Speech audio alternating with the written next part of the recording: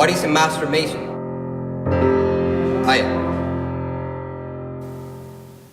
Thank you, brother, for that warm introduction. And don't forget that you too can submit an introductory video. It only takes a few minutes of effort on your part, and we can use it here just like the one you just saw. So please look down in the video description below. Click the link to learn how to submit your own introductory video. My name is Jared, and I am a Master Mason in the state of Mississippi in the United States of America.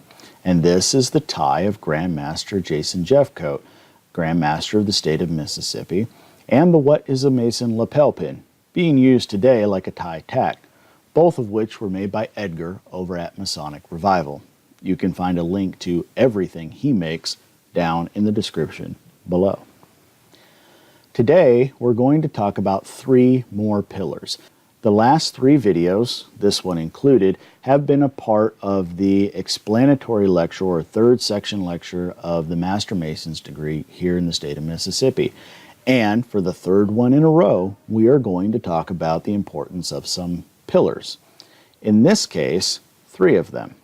This section reads like this.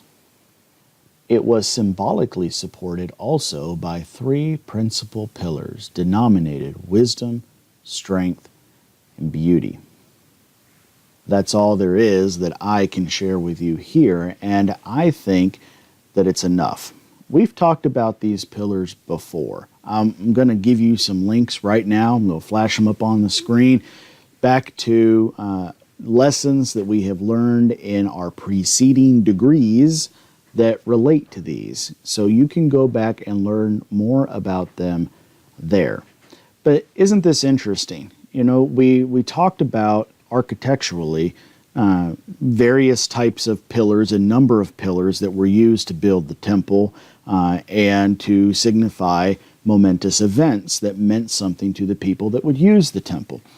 But now that we go back and we talk about the figurative nature and the symbolic nature of this, and we talk about not the in today's modern framing, we're not talking about the sticks that are holding up the house, or back in King Solomon's temple, we're not talking about the stones that built up the temple. We're talking about, well, symbolically, you could say that the bank, my job, or whatever, supported me being able to build a house. Well, we can do the same thing back in King Solomon's day. We can talk about what symbolically supported the temple, what actually made it come in. And we attribute wisdom, strength, and beauty as being principal characteristics that brought the temple together and made it so that it was able to be completed. So go back and look at those videos and fill in the gaps yourself about what might be being discussed here. It's important for us to remember that just as much as we had all these laborers out there building the temple, that there is more to it. There's more than just the physical labor and the physical stone that goes into making up a building. And just going to drop this tidbit here and then walk away from it. Remember that the entire point of these lessons is not to teach you how to build a temple, not a physical one, not another King Solomon's temple on Mount Moriah. We're talking about you. We're talking about your character, your building. So I'm just going to drop that and leave it and let you try to think about how we apply these things. Don't get focused or mired down with the physical building of King Solomon's temple.